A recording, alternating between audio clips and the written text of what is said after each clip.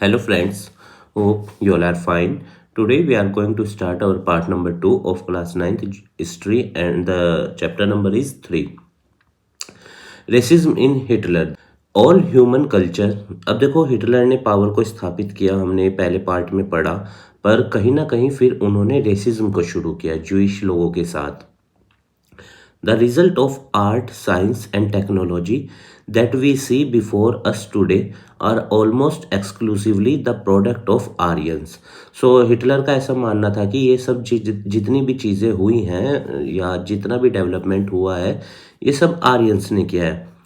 Hitler rights in mine काफ, अपनी इस किताब में उन्होंने लिखा, जो उनकी किताब है ना माइन काफ मेरा संघर्ष, उसके अंदर उन्होंने ये चीज़ लिखी।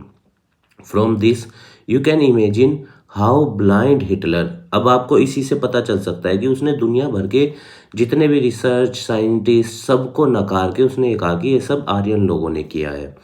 इससे हमें पता चल सकता है कि हिटलर एक मतलब कि ब्लाइंड तरह की आइडियोलॉजी का व्यक्ति था।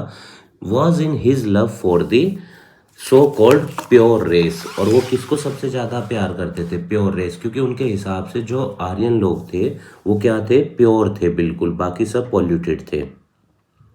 Hitler was against the union of the Aryan and other races as that would then produce inferior sons and daughters. Hitler का ये मानना था कि अगर आर्यन लोग दूसरे के लोगों के साथ मिलके रहेंगे या दूसरों के साथ अगर वो फिजिकल रिलेशन बनाते हैं तो वो क्या होगा? वो इन्फीरियर बच्चे पैदा होंगे और मतलब लड़के लड़कियां इन्फीरियर पैदा होंगे। Hitler was also a believer in the social hierarchy. Hitler जो थे वो समाज की सोशल हायरार्की के स्ट्रक्चर में भी बिलीव करते थे। The Aryan were normally considered to be the most superior. उनके हिसाब से जो थे आर्यन वो सबसे ज़्यादा सुपीरियर थे सोसाइटी के अंदर, और जो जूइश लोग थे, यहूदी लोग थे, वो सबसे इन्फीरियर थे। All other races were between these two extremes. और बाकी जितने भी दूसरे कास्ट के लोग या वो सब थे वो इन दोनों के बीच में थे। मतलब on the top there is Aryans and on the inferior side और the bottom side there is Jewish people. His blind hated against Jewish, और वो बहुत ज़्यादा नफरत करते थे इन यहूदियों से। Lead to the killing of, जिसका परिणाम क्या हुआ? 6 मिलियन से ज़्यादा जूइश लोग मारे गए।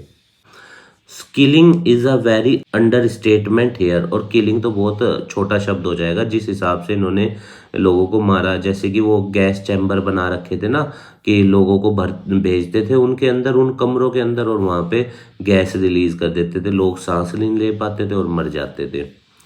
The Jewish were tortured, gassed, orphaned, widowed, separated and forced to live a life of hiding and constant fear। मतलब कि ज्यूइश लोगों को इतना सताया गया कि उन्हें छुप के रहना पड़ता था और एक ऐसा जीवन जीना पड़ता था जो मतलब कि डर से भरा हुआ है, हमेशा उन्हें अपनी मृत्यु का डर लगा रहता था।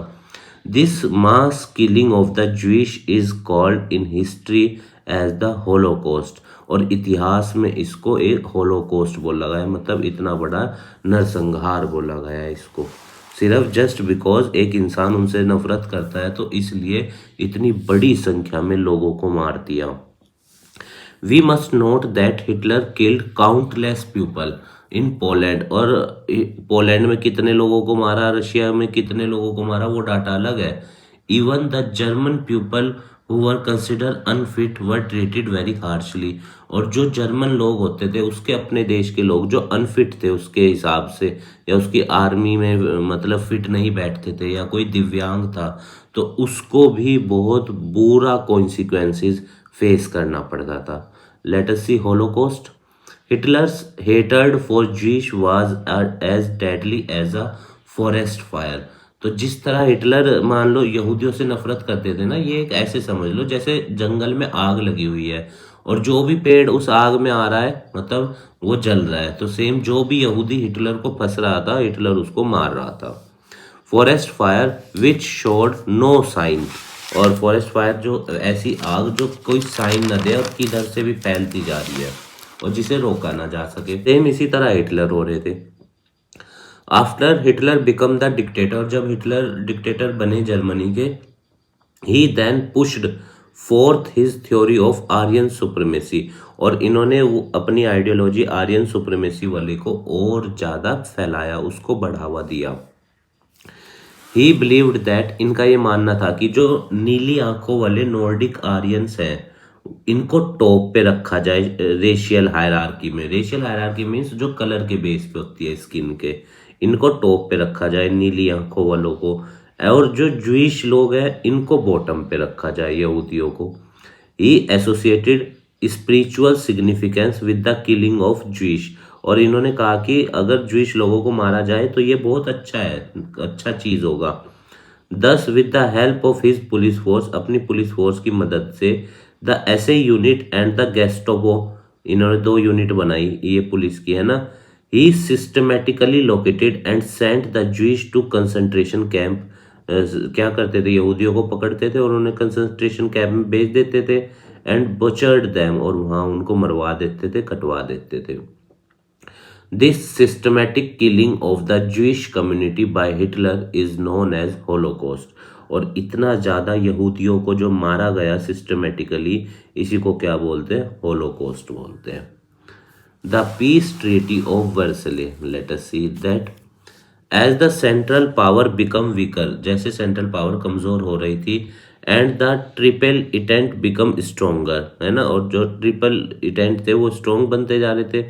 ट्रिपल इटेंट के अंदर कौन थे, the Russian Empire, the French, है ना, and the United Kingdom, Great Britain, ये सब क्या हो रहे थे, ताकतवर हो रहे थे। तो decided with the entry of America, Germany decided to negotiate for an armistice, तो जर्मनी ने अब नेगोशिएट तो करना ही था इनके साथ कि ताकि अपनी जो बाउंटी है या जो भी वॉर की चीजें हैं वो कम हो सके, ठीक है। Yes the war stopped, war तो स्टॉप हो गया, बट जर्मनी को क्या था, बहुत ज़्यादा इसकी कॉस्ट चुकानी पड़ी, क्योंकि जितना भी वॉर का नुकसान हुआ था दूसरे देशों का, उन सब का पैसा इसने भरना था। The important point in this part of history are, जैसे कौन कौन से इंपॉर्टेंट पॉइंट हैं इस जो उन्होंने चुकाने थे। Germany had to lose its grip on its overseas colonies, तो उनके हाथ से चली गई थी, और उसने अपनी 13% टेरिटरीज को क्या किया था, खोना पड़ा उसको, and a 10th of its population, और एक मतलब 10वां भाग उसकी पॉपुलेशन का भी क्या हुआ, उसको खोना पड़ा। फ्रांस ने उससे क्या ले लिया, जर्मनी से अलास्का एंड लॉरेन ले लिया। Denmark and Schleswig Belgium also took price from the German, और इन्होंने भी बेल्जियम ने भी जर्मन से पैसे लिए अपने, मतलब नुकसान होने के, और डेनमार्क ने इनसे ये वाला रीजन ले लिया। पोलैंड वाज रिक्रिएटेड, पोलैंड को दोबारा से बनाया गया। The newly created Poland was given west Russia and Poznan, और उनको ये इलाका दिया गया पोलैंड को, क्योंकि पोलैंड पे भी जर्मनी ने हमला किया था ना। जर्मनी वाज डीमिलिटराइज्ड, और जर्मनी को डीमिलिटराइज भी कर दिया, मतलब कि वो अपनी मिलिट्री भी नहीं रख सकते। The resource rich province of, और जो रिहाइनलैंड वाला एरिया था वो अलाइड फोर्सेस ने कब्जा लिया।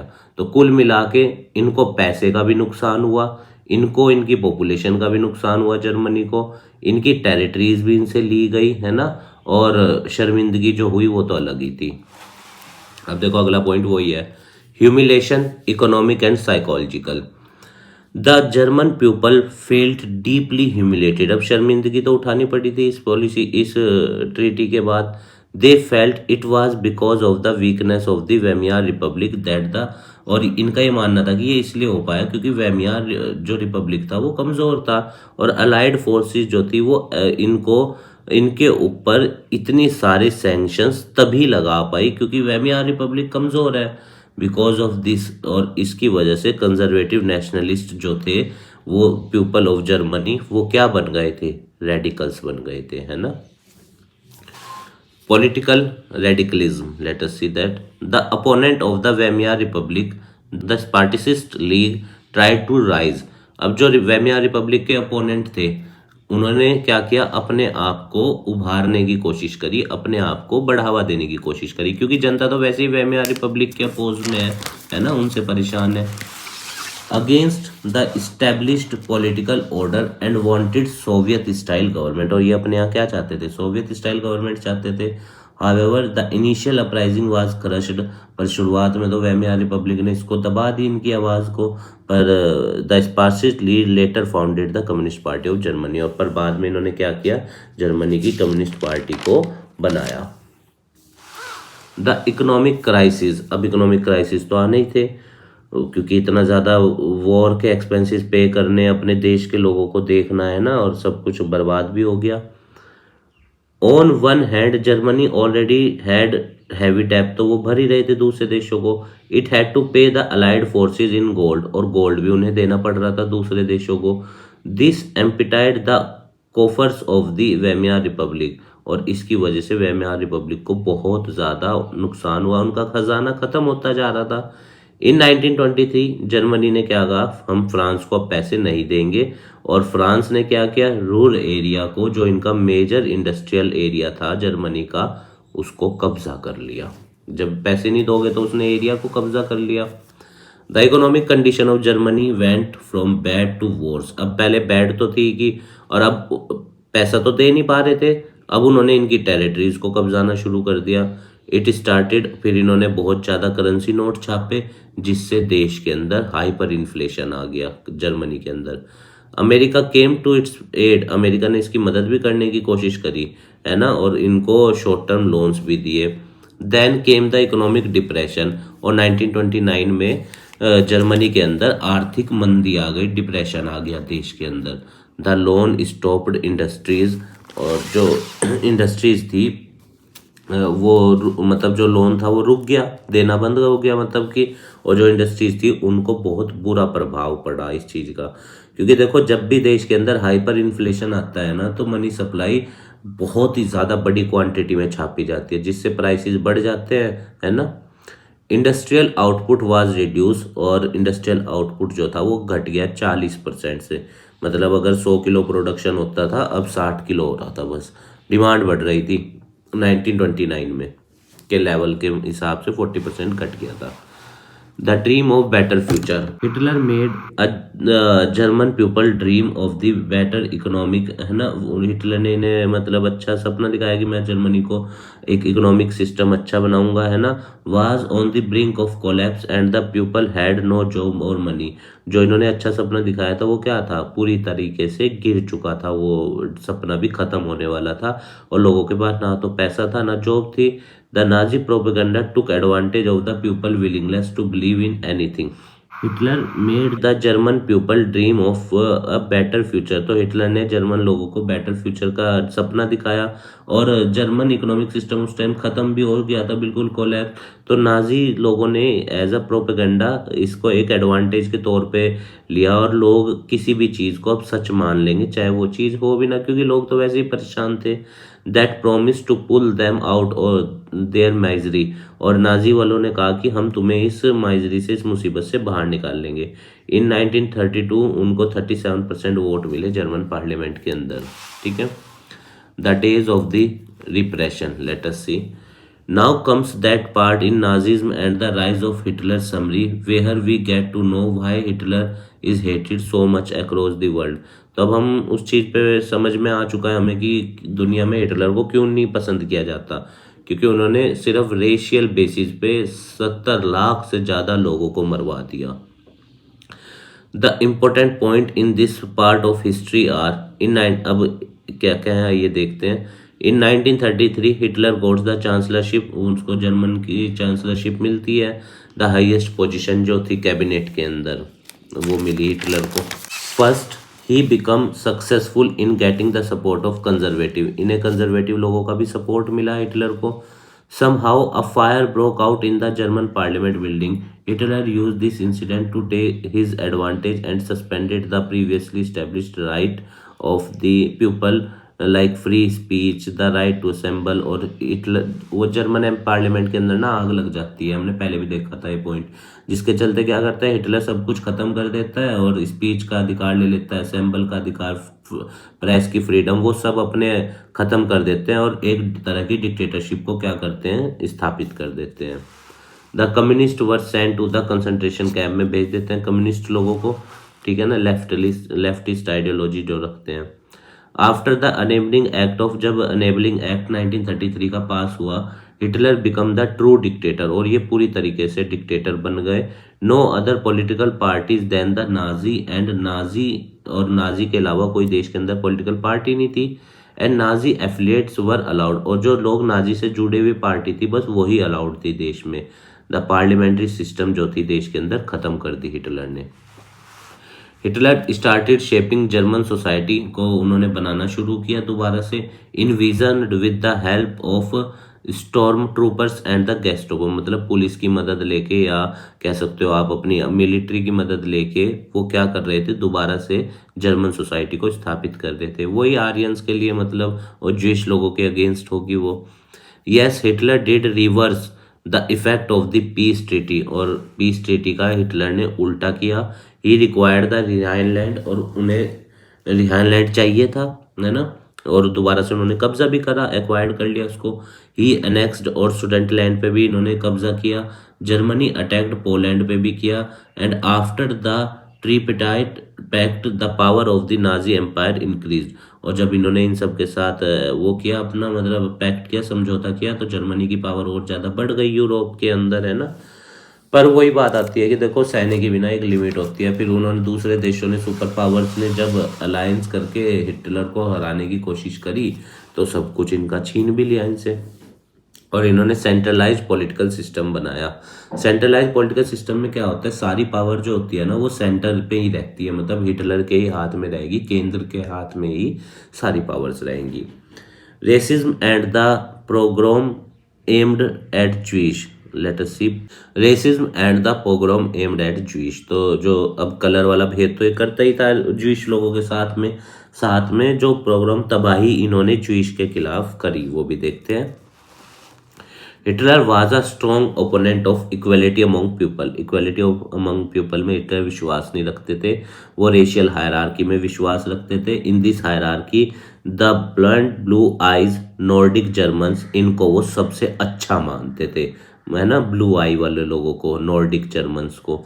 द ज्यूइश वर कंसिडर, और इनको सबसे इन्फीरियर मानते थे, और बाकी सबको इनके बीच में मानते थे।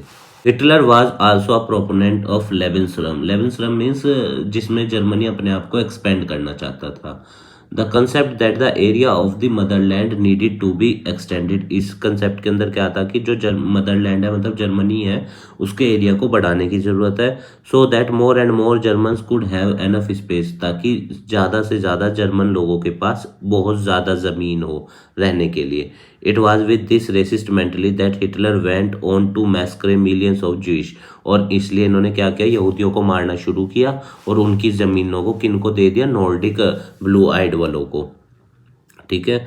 However it is not the Jewish alone, पर ये इसमें खाली यहूदी लोग नहीं थे हु वर किल्ड, जो नाजियों के द्वारा मारे गए।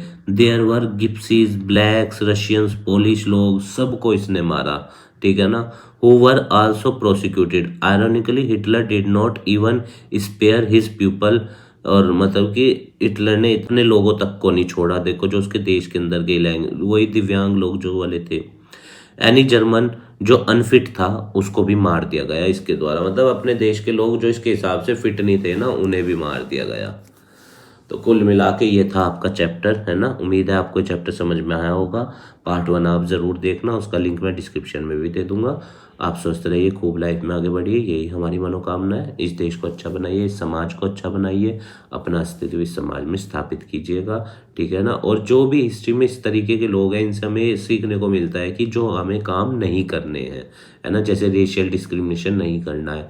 हालांकि इंडियन कॉन्स्टिट्यूशन का आर्टिकल 15 भी इस चीज़ को रोकता है, रेशियल डिस्क्रिमिनेशन को, पर इस व्यक्ति की सोच की वजह से, देखो रेशियल डिस्क्रिमिनेशन की वजह से, एक आइडिया की वजह से इसने इतने लोगों को मरवा दिया, इसलिए इनको हिस्ट्री में बुरा कंसिडर किया जाता है, ठीक है स्टूडेंट्स। धन्यवाद, आप इनके क्वेश्चंस को ट्राई करना, है ना। और अगर कोई टॉपिक री डिस्कस करना है तो आप हमें कमेंट बॉक्स में बताना, ठीक है स्टूडेंट्स, धन्यवाद।